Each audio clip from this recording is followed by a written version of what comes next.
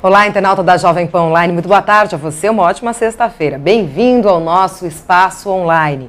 Hoje nós vamos falar de um encontro que acontecerá neste sábado, o 6º Encontro Nacional de Psoríase e 8º Encontro Municipal. O nome do encontro e do livro lançado é Psoríase Descobertas Além da Pele. Nós vamos conversar hoje com um médico dermatologista, ele que é diretor do Centro Brasileiro de Psoríase e Vitiligo, Dr. Cid Sabag. Muito obrigada pela presença aqui nos estúdios. Uma boa tarde para o senhor. Boa tarde, eu que agradeço. Parabéns à Jovem Pan, principalmente à Jovem Pan Online, pela ação de responsabilidade social.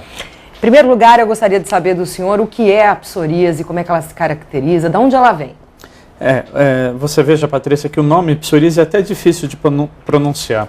E parece uma coisa que a maioria das pessoas desconhecem. E daí eu fico atento a essa questão. Como que a maioria nunca ouviu falar se são mais de 3 milhões de brasileiros que têm psoríase? Então, psoríase, a palavra veio do grego, é uma doença que provoca escamas esbranquiçadas e placas avermelhadas na pele. Então, ela é muito parecida com várias doenças de pele. No couro cabeludo lembra uma caspa ou uma dermatite seborreica, no rosto uma dermatite seborreica, nas unhas lembra micose de unha, no corpo pode lembrar eczema, impetigo, micose, alergia e pode aparecer em qualquer fase da vida de uma pessoa que nunca teve nada na pele. Mas a pessoa que passa a apresentar esses sintomas, tem isso geneticamente, Exatamente. já nela, quer dizer... Então, a gente sabe que a psoríase não é uma doença emocional ou psicossomática como muita gente acreditava, né? E isso está arraigado, às vezes, como uma informação errônea para o paciente, que é emocional. Uhum. Então, é uma doença genética e ligada ao sistema imunológico de defesa. Dizer genética não quer dizer transmissível. Então, só 30% das pessoas que têm psoríase têm casos na família. Será que o tataravô teve? Não sei, não dá para saber. Será que o filho vai ter? Também a gente não sabe, não tem um exame para identificar. Então, as pessoas que querem ficar grávida, ter filho, viver essa vida bonita, não tem que se preocupar em transmitir isso para os descendentes. O senhor fala uma coisa muito interessante, né? Psoríase tem tratamento, preconceito não. Existe ainda muito preconceito em relação à doença? Inclusive, é importante a gente dizer para o internauta da Jovem Pan Online que não é uma doença contagiosa. Exatamente. Então, tudo que escama pode parecer contagioso, né? Por exemplo, uma micose é contagiosa, tem exame médico no clube, né? A psoríase não é contagiosa e a psoríase também não é mais uma doença de pele, é uma doença sistêmica. Atinge a pele, provocando escamações, provoca também placas avermelhadas. Na articulação, Patrícia, provoca a psoríase artropática, que simula uma bursite, uma tendinite, simula uma artrite reumatoide, uma artrose, né, uma artrite da vovó. Uhum. Então, a pessoa que tem psoríase tem que informar o dermatologista. Estou tendo dor em alguma articulação, meu dedo está inchando, de manhã cedo eu tenho rigidez, minha coluna dói. Então, o dermatologista vai encaminhar para o reumatologista. E agora a gente descobriu que a psoríase não é mais uma doença de pele, é uma doença sistêmica, pode atingir a pele e provocar aumento do colesterol, do triglicéride, da glicemia, que é o açúcar, ou da insulina, e provoca obesidade. Então, para aquela pessoa que imaginava que psoríase era emocional, eu estou falando que provoca até obesidade, aumento de colesterol, triglicéride, glicemia, claro, nos casos mais graves e de longa duração. Uhum. Isso é muito importante, o tempo que a pessoa desenvolveu psoríase. Então, acho que a sociedade tem que lembrar que é uma doença genética ligada ao imunológico. E o que acontece? Em pleno verão, as pessoas com psoríase estão de manga comprida, ninguém mais frequenta academia, ninguém mais vai para a piscina, para a praia. Então, estamos num país tropical e as pessoas deixam de usufruir do sol que tem ultravioleta terapêutico. Tomar sol para psoríase é muito bom. A maioria dos meus pacientes sem psoríase eu mando evitar sol, usar filtro solar, fotoprotetor. Na psoríase é o contrário, vai para o sol. E a pessoa não vai, não usufrui desse fato pela questão do preconceito. Só para você ter uma ideia, na Finlândia, que tem aquele inverno rigoroso de 6 meses, o Ministério da Saúde da Finlândia paga para os pacientes de psoríase grave irem tomar sol nas Ilhas Gran Canárias da Espanha. Que diferença, que não? Que diferença. E aqui a gente vê que na Bahia, por exemplo, tem uma incidência altíssima de psoríase. Eu conheço vários pacientes de Salvador que não usufruem do sol.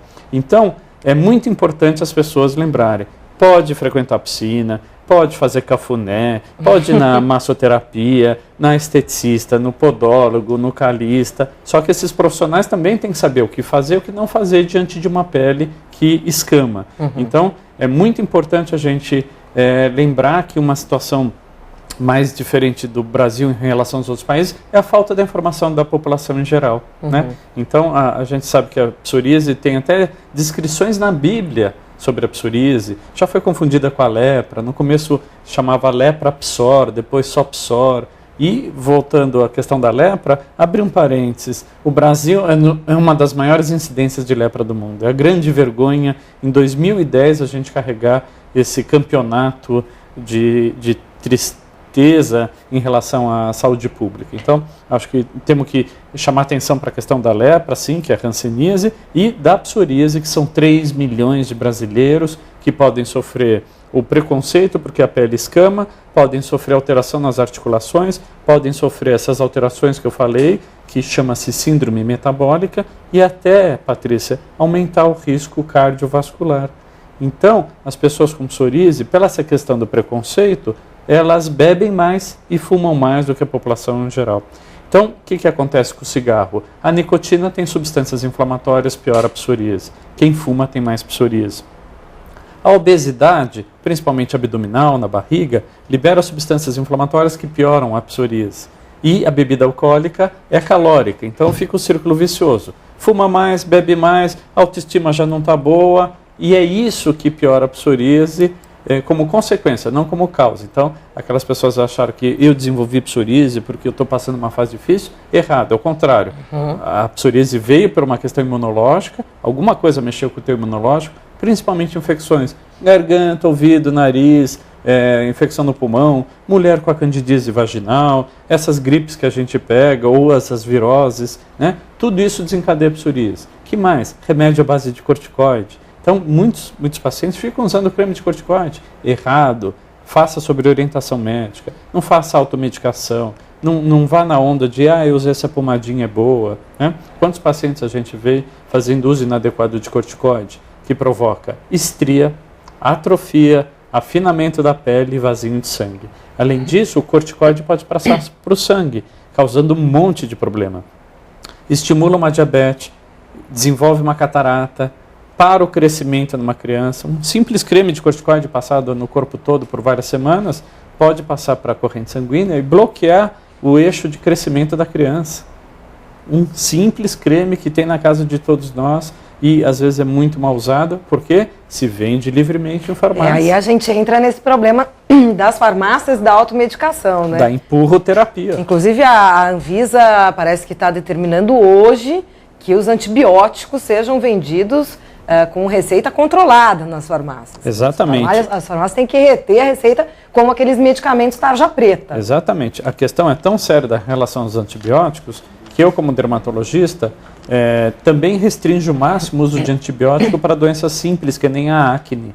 Então, era comum você passar ou tomar antibiótico para acne, para espinha, para cravo e espinha. E a gente, nas últimas décadas, está resistindo a isso porque encontramos resistência de bactéria no mundo todo. Então, também as pessoas com mau uso, vou tomar um antibiótico, vou na farmácia tomar uma injeção. Tudo errado e o farmacêutico que aplicar ou vender também ele está fazendo um ato médico, né? Ele pode ser julgado, preso até, né? Ele está passando um remédio que seria uma prescrição médica. Então ele está substituindo o médico, ele pode ser julgado por isso.